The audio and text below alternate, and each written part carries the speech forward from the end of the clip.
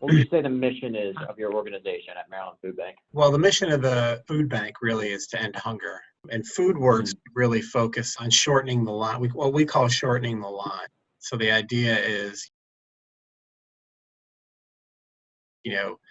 job insecurity is a number one reason for why people are food insecure. And so if we want to make people food secure, it helps if we can help them get a job. And so our workforce development program is really aimed at people who have barriers to training and employment. And those are the folks that we bring into our culinary program to train to be professional cooks. And we've been doing this work for 10 years now. We support our training program with a social enterprise that is aligned with the Maryland Food Bank's ending hunger goal, and we focus on feeding kids. We feed kids through out of school time programs year round. So after school, during the school year, and then summertime, any summer program. So we're at Boys and Girls Clubs and PAL centers and anywhere where there's out of school time programming. And we do right now we do about 430,000 meals a year, but that's growing pretty quickly. The founding story with Maryland Food Bank, how did your organization come to be? Well, the food bank's been here for 40 years. Last year was the 40th anniversary of the food bank, Maryland Food Bank. And, it started in someone's garage giving kind of coffee and donuts, and grew into the organization it is now, serving the entire state. The FoodWorks program, which I run, got started 10 years ago, and really was started as a way to shorten the line and to get, we thought of how do we help people get work and therefore not be food insecure, because, it takes more than food to end hunger. And we're really trying to attack one of the top root causes of hunger. And so that's how it started 10 years ago. And then kind of quickly after that, we added the social enterprise aspect of providing meals to kids through 2 federal programs that are managed by the State Department of Education. So and we've been doing that for, I want to say 6 or 7 years now. About a year and a half ago, we pulled FoodWorks out of the programs department of the food bank and made it its own kind of department with a senior team person leading the organization. And we reorganized kind of our team, and we've had a lot of growth. And of course, over the last 6 months, a lot of regrowth that's COVID related. Gotcha. Yeah, right. No, I can imagine.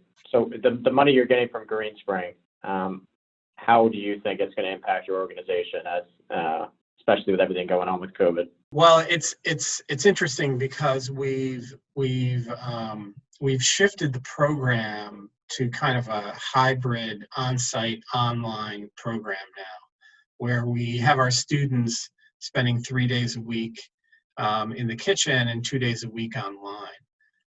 And so that's kind of, had some, we're getting some new software related to the online portion. So the Greenspring money will help with that. We're also actually working on expanding the program geographically. So we have a partner in the city of Baltimore that we're going to offer the FoodWorks program out of their kitchen, with a program kind of focused specifically on opportunity youth who are 18 to 24. And the idea there is that, we'll be at the UA house at Fayette. We're going to be in the kitchen there with our program. So we're bringing not only the culinary program, but also the case management aspect that we help students with all of their barriers, and also workforce development. So, we're helping people find their first job in a professional kitchen after they graduate. So the Greenspring money is going to be great because it will really help us launch the satellite, we'll call it the satellite program, this year, and we're kind of targeting a December launch date. It might be January, but we're in this COVID time actually going to expand what we're doing, and so we're pretty excited about that. Other thing that we're going to try to use some of the money for is we have a new case management software program that which supports our case management team. We just hired a new case manager who's been with us for 2 weeks now. And that's a really important aspect of the work that we're doing, because all of our students have some pretty serious barriers to training and employment. They're coming from situations where they have housing insecurity, substance abuse challenges, sometimes returning citizens. They've got childcare challenges, sometimes, multiple kinds of challenges to having, to doing professional level training and also getting a career going. The Greenspring money this grant has really come at a great time for us with everything that we're trying to do now. That kind of leads into my next question is obviously Maryland Food Bank's gotten a bit bigger since working out of a garage. The pandemic in general, I think we're going on 7 or 8 months now. How has it impacted Maryland Food Bank, at least in 2020? I would say that the food bank actually has had a pretty remarkable year. We've seen the community really respond in terms of volunteer time and with financial donations. So we've had our biggest development period ever. Raised a lot of money, and the money was, from the state, from local jurisdictions. Private donations are up in a huge way.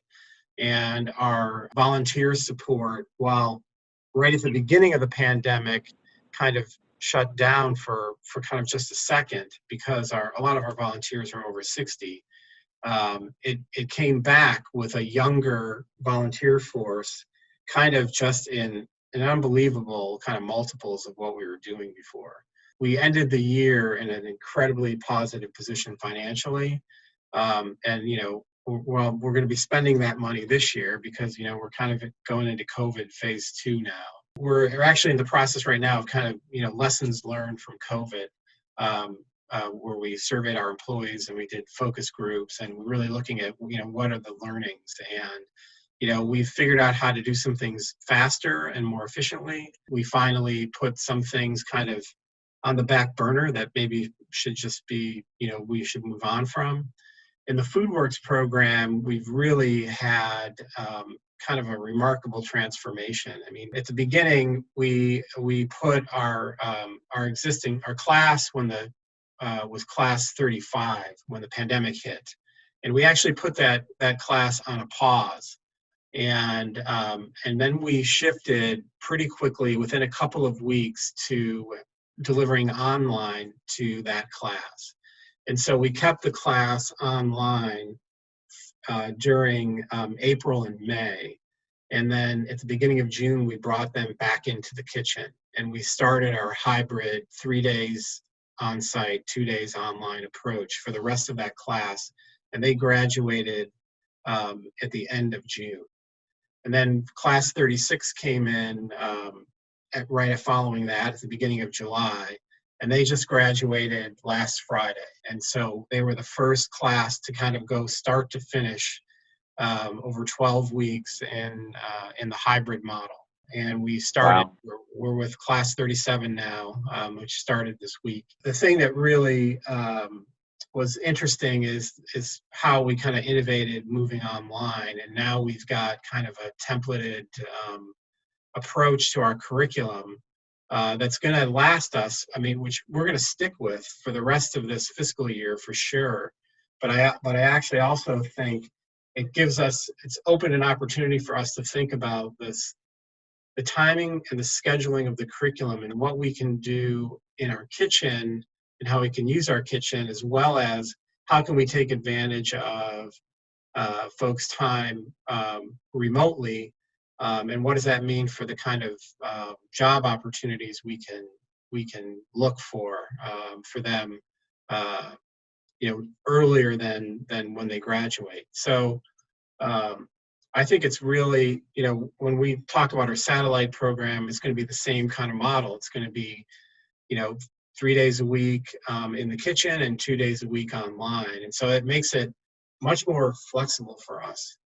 The other thing that we did on the social enterprise side is, at the beginning of the pandemic, it kind of shut down because all the after school programs were like, not open. Right. But they pretty quickly, within a week actually, they kind of came to their senses and said, okay, we may not be able to do our programming, but the kids still need to eat. And so we still need to do feeding. And we shifted Right. we normally produce hot meals. We shifted to a grab and go style meal.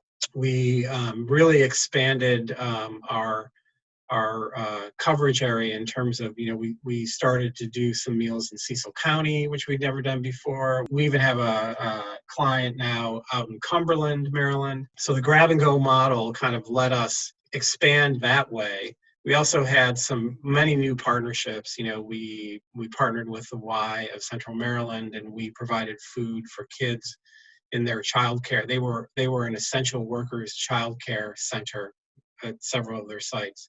And so we partnered with them for that. We worked with the Department of Housing in the city, provided meals for about a month with them. So a lot of innovation around the meals program, not only from a production standpoint, but from a partnership side. And so that's really paid off. Our meals program is growing by leaps and bounds. We actually are just started today, doing feeding at all of the Family League sites in the city of Baltimore, which is a huge jump in the number of meals we're producing. So, we think pretty quickly that we're going to get to 1 million meals a year. Yeah, that's outstanding. I mean, that's a number I'm sure you never thought you'd see years ago, but I mean, that's awesome. And taking COVID, it sounds like more is an opportunity to better the organization and better what you guys are doing versus putting everything on the back burner and saying,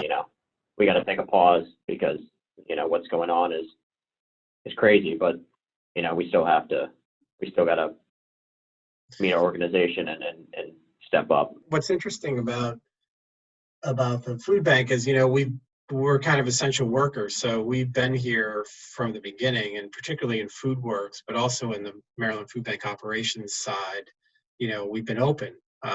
Now we've got some employees in the food bank who've been mostly working remotely, but most of us are here every day. It's interesting, my wife runs a company, and they've been remote the whole time, and so it's kind of interesting, just having been not. A lot has changed, but some things haven't changed. So, but I will say that we've gotten really much better at kind of innovating, and we really focused on at the food bank kind of our network partners. So we didn't, some food banks, you probably saw some of these stories, but they kind of jumped over their network and they decided, we're going to give out boxes of food at a football stadium, and then they had 10,000 cars in line. We took a different approach. Our approach was, let's really shore up our network and all of our partners and make sure that they have enough food. We've distributed, I think last year we distributed about 55 million pounds of food. And our target was, I think, it was like 4 million pounds over our target. We bought a lot of food, about 400% more than we normally do in the same period of the year. From last year, we've really, we think, kind of met the need, but the need's out there, and it's twice what it was before the pandemic, and it's going to take a while for it to kind of get back to the level it was at. That's good. I mean, in the long run, I think, it kind of leads me to my next question. Where do you see the organization in five years or even 10 years from now? So I'm very excited about where FoodWorks is going to be, because we are about to begin. Actually, we've already begun, but the construction hasn't started. We're doing an expansion of FoodWorks that's going to double the size of our kitchen. So we have a capital project that is underway, and the construction itself is supposed to start in January and be completed by November. And we've been in the development phase for months now. So, looking at lots of drawings and and it's going to have a ripple effect. The FoodWorks expansion is going to have a ripple effect into the food banks. We're going to be building out some office space and moving some people around within the food bank as well. And that is really, that expansion is going to help us grow our training program here. So I see us doing twice as many graduates per year here, because we'll be doubling up. We'll be doing 2 classes at a time at our location here. But we're also, as I mentioned earlier, we're growing by adding satellite locations. So we're going to have a satellite location in the city that should be up and running by early 2021. We're also looking at a satellite location on the Eastern Shore. And we're kind of been in negotiation with a partner out there. So that could happen a little bit later in 2021. So I really see us, getting up to the 200 plus graduates per year in our program. On the meals side, on the social enterprise side, I see the meals program, getting up to the 1 million meals a year. That throws off a lot of revenue that we use for the training program. Hopefully, in 5 years, we'll have a sustainable catering business. We actually did start catering and have been doing it up until the pandemic. And we're kind of on our way to getting a fairly reliable client base. That's kind of faded away, but we're going to return to that. And we're also going to return to other things we can do in our production kitchen that allow us to grow the training program and in the production kitchen, we really stress, driving in revenue to help support the program, feeding food insecure people, and also giving the students an opportunity to learn. So our students do participate in some of the work of the production kitchen. They also participated in the catering jobs that we had, which allowed them to make some money while they were in the training program. Any kind of business venture that we can run from the production kitchen that raises money for the training program and gives our students an opportunity to learn, that's what we're going to pursue. And I'm kind of very confident that 5 years from now we'll have some alternative social enterprise programs running, and that includes stuff like doing prepared meals. We did prepared meals for the Salvation Army grocery store that opened a year and a half or 2 years ago. We think there's other opportunities in corner stores to be doing prepared meals that people can buy and that are just kind of reheat and eat style meals. Stuff that you would see in a Starbucks even. I mean, right. So we're kicking around all those ideas now, and I think if people know that they can buy that food and it supports the FoodWorks program and the Maryland Food Bank, I think we'll find a market. The last year and a half or so have been a lot of hard work to kind of get the organization much more professionalized, much more kind of business focused, much more efficiently run as an operation. We have a really, really good team. In fact, one thing that we did during COVID is we actually turned over our entire production kitchen. Wow. And we have an executive chef who's running that now, who has a great history in the restaurant world, and he's put an incredible team together. So they're doing a great job. Yeah, no, that's awesome. So I'll leave you with one more question, Tim, Sure. And we can wrap up here. How does Maryland Food Bank measure its success when you guys are successful and do well? Well, ultimately, the way we measure our success is our people who are food insecure getting fed. Are we meeting that social safety net?